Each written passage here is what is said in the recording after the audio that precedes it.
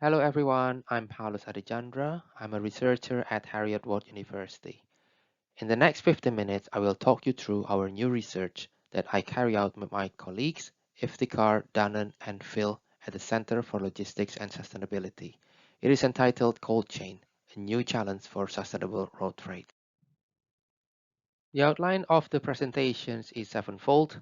I will start with a methodology review, followed by several topics which cover several aspects of the cold chain. First, on the stakeholders.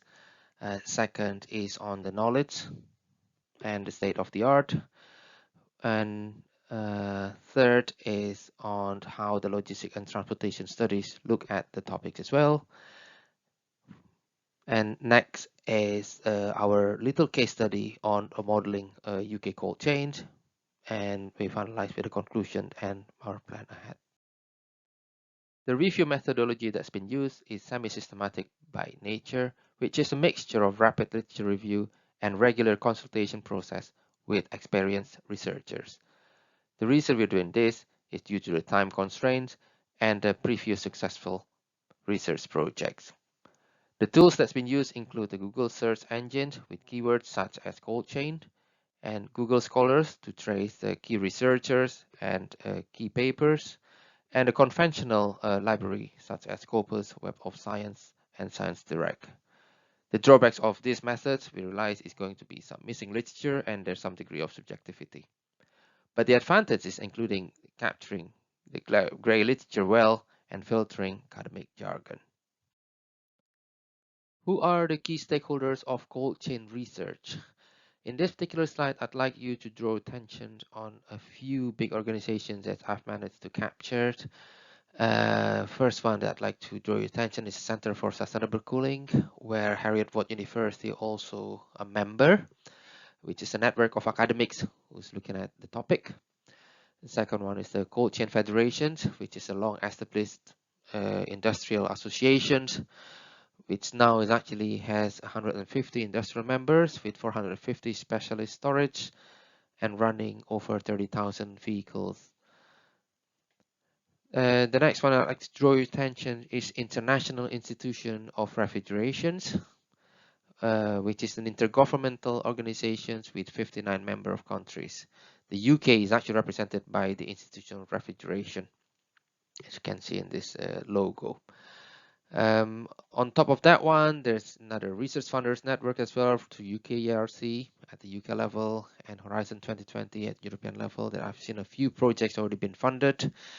And beyond that, at the very international level, there's a cool coalition which is run under the United Nations. And one of the successful development on that is actually the development of Africa Center for Excellence, which is actually also run in coordination with the Center for Sustainable Cooling. And then this is where we are now, actually, the Center for Sustainable Road Freight. Why cold chain is so important? Here are a few facts, challenges, and opportunities. First is really about the food loss to feed people. It's been estimated that 12% of food produced are lost due to lack of cold chain and can feed 1 billion people.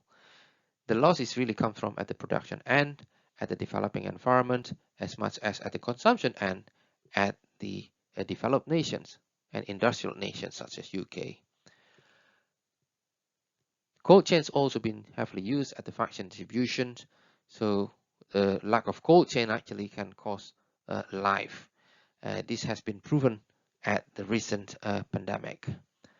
Cold chain actually also have some negative impact in terms of emissions, not only from the greenhouse gas emissions such as CO2, but also from the hydrofluorocarbons come from the refrigerants that's been used to cool the products.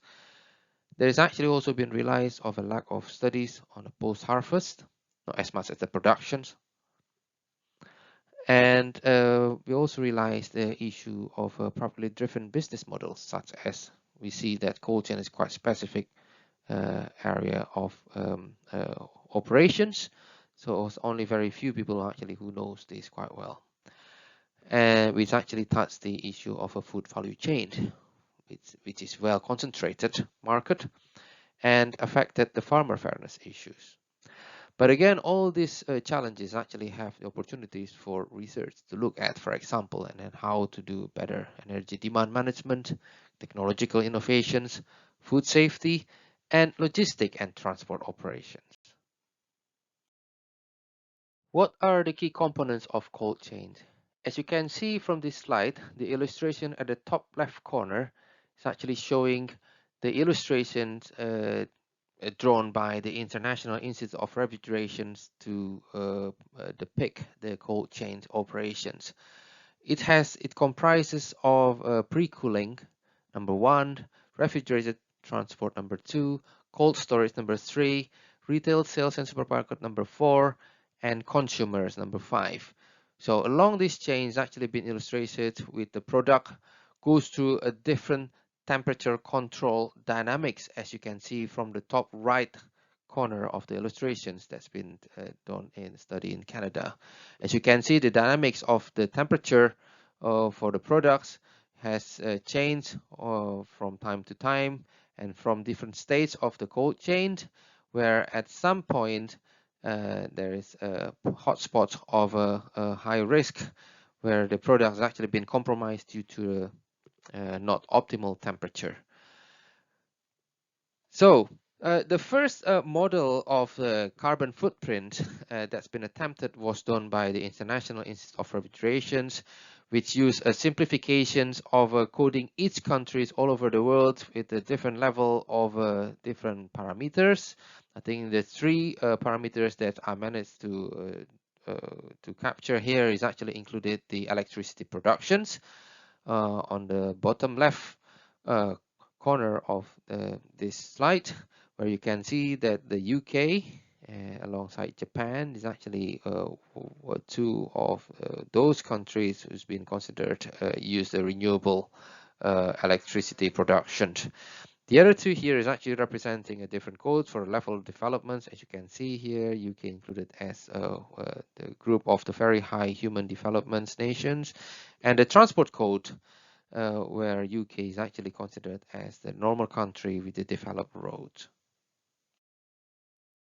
As much as the International Institution of Refrigeration modeling the carbon footprint of cold chain for each country all over the world, in the UK, the Cold Chain Federation has started shaping the cold chain research, as you can see from these two illustrations given. The first one on the left is illustrations of how the global cold chain of a lamp produced in New Zealand has actually been delivered to the UK consumer, which has through each component of the cold chain, where it's been realized that the most emissions come from the agriculture process, and only very little actually driven by the transportation and logistics. On the right side, there is a projections on and roadmap of how the cold chain refrigerated transport states actually can be phased out from currently used diesel fueled operations into an electric operations. Looking into more detail operations and management of logistics systems of the cold chain, I wish to draw your attention on this magnificent illustration that's been recently published. The left side of the illustrations is the production end, the right side is the consumption end. As you can see, there are actually three different types of food cold chain.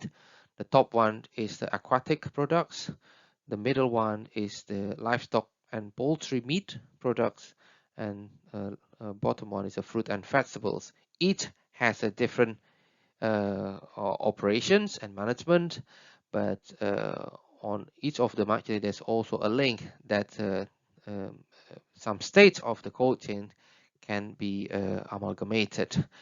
I will actually take a bit detailed look at the meat. For example, there's a beef, pork, and chicken. It goes to a slaughterhouse, goes for pre-cooling, and some of the products been frozen, but some actually can go straight away to the cold storage for chilling, and it's actually been stamped as a place of origin, goes to the fresh and frozen transport, to the distribution center, And cold storage, another distribution center. Before then, it goes to the wholesale market, supermarket, or refrigerated delivery. Before then, the consumer pick it up and then goes to their final refrigeration. So if you can see a different color that's been used here, is actually there's a different parameters that can be measured. First is actually the business flow and logistic, which is always goes from the production end to the consumption end. But the capital flow or money is actually goes from the consumption end to the production end. And there is actually both ways of information flow and food traceability. This slide has shown a very good example of cold chain evolution over time. As you can see here, this is a case study of Tesco, largest UK groceries, third largest retailer in the world by 2011, with over 4,000 shops and 350,000 employees globally. So as you can see here, over time, the shelf life of fruit and vegetables has been improved from 4 days to 11 days due to technology, operations, and management improvement. These are systematic review studies on cold chain. As you can see, there are two illustrations on the left and the right.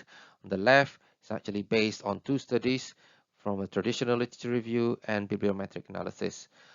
The key questions of the study is looking at the global logistics with keywords such as reefer and logistics, and the conclusion of the study showing that the majority of the studies on cold chain centered around temperature and monitoring technologies. Before then, transport, reefer design, terminal, and general logistics also included. On the right illustrations, using also bibliometric analysis and analyzing over 1,000 references from Scopus. And Web of Sciences clustered the cold chain studies into four topics, and cluster 1, cluster 2 can be considered as operation management, productions and planning, while cluster 3 on post-harvest issues and cluster 4 on other critical issues of cold chain such as energy, sustainability, and best practices. Entering transport and logistics studies on cold chain, I'd like to draw your attention on several different studies. Let's look at illustrations from this slide clockwise. Start with the top left corner, which is about the refrigerated transport technologies. The key issues from this type of studies is centered around the direct and indirect emissions, where the direct emissions come from the use of the refrigerants to cool, and the indirect emissions which is come from the fuel used. Next is really about the operations of the distributions, such as a routing strategy. There's one study which is already including the temperature control parameters that's been shown on this figure, where the negative relationships appear between thermal emissions and average speed. Next is really about the vehicle emission modeling, where the dynamics of a fan's operations in an urban settings is actually being used, where it's been found that refrigerated fans is actually emitting 15% more than the normal ambient fan. Last but not least is about the cold food chain management, which is very much based on a Delphi survey of a logistic expert, where certain criteria actually been tested to be investigated of the priority of what criteria for handling a cold chain. It was found from this study that staff training is actually one of the key aspects and pressing issue. Here are recent studies on cold chain, which touches much bigger issues, such as illustrated in this slide. The left side is on life cycle analysis, which touches the circular economy topics.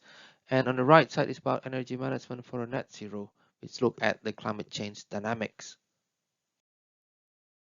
With the help of simulation and modeling taxonomy as illustrated in this slide, we're hopeful to navigate our research well to the right path. We have recently delivered a cold chain case studies in UK and well received at the recent Logistic Research Network conference. So finally, some conclusions can be drawn from this review. There's a few points there, but in summary, first is really about the new research topic, how the topic's actually been appreciated in the logistic and transport sector, and the role of industry, some practical implications, and a recent ongoing activities that we're doing in our research centers. Thank you so much for your attention.